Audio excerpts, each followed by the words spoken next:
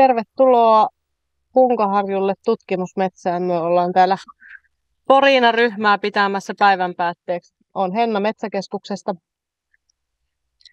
Olli Serttuainen Kerimäeltä.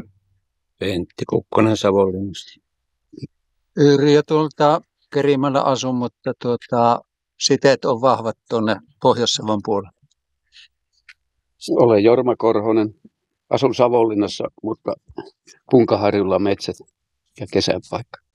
Aamulla oltiin Luston auditoriossa kuulemassa siitä, että miten metsät muuttuu Etelä-Savossa ja mitä meidän pitää jatkossa mahdollisesti ottaa huomioon. Mutta oletteko te havainnut jo nyt jotakin ilmastonmuutoksen vaikutuksia sellaisilla alueilla, missä teillä metsät on? Näitä voimakkaita myrskytuulen puuskia on ollut tavallista useammin ja silloin kaatuu yleensä metsää. Ja sitten on toinen tämä kuusien kuivuminen ja niihin iskevät kirjanpaineet. Mitäs pitäisi tehdä sitten? Mainitsit, että siellä on vähän metsätuhohavaintoja, kuivuutta.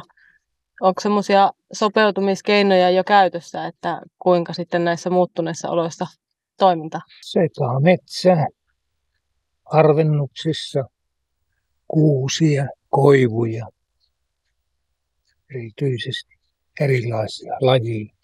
Se seuranta, että mä tuossa maanantaina kävin viemässä 6 kappaletta niitä niitä kirjanpaineja, pyrksiä metsään, niin siinä sitten katselin, että totta kai niin se seuranta on ihan eri tavalla kuin tietoisuus lisääntyy.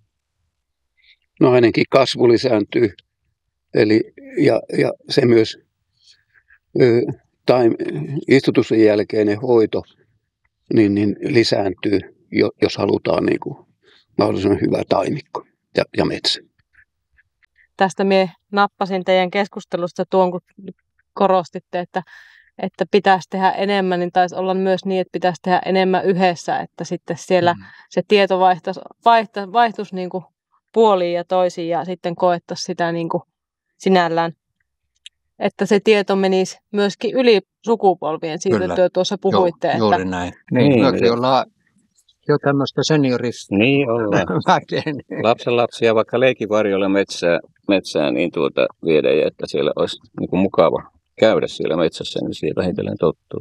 Se tieto, se olisi tosi tärkeä juttu. Nyt kun erilaisia muutoksia tulee, niin niistä pitäisi olla ja kertoa niin kuin ammattilaisten sille metsäomistajille nimenomaan. Niin, minä ainakin vähentäisin tätä voimakasta maanmuukkausta. Ja jutsissa se, että niillä korjuukoneilla liikkumista, niin siihen semmoista alan ammattiylpeyttä minä peräänkuulutan. Metsäalan ammattiylpeys. Se voidaan tehdä tosi nätisti, jos on taitava tekijä. Ja sitten se jatkuva kasvatus, että mihinkä se soveltuu, mihinkä ei sovellu, niin tästä tietoa. Summa summarum, niin nuo asenteet ja tiedon jakaminen, että toimijat yhteen. Ja kyllä. Tällaiset koulutukset on hyviä. On. Hyvällä asialla olet. Kiitos. Pian näitä eväitä eteenpäin.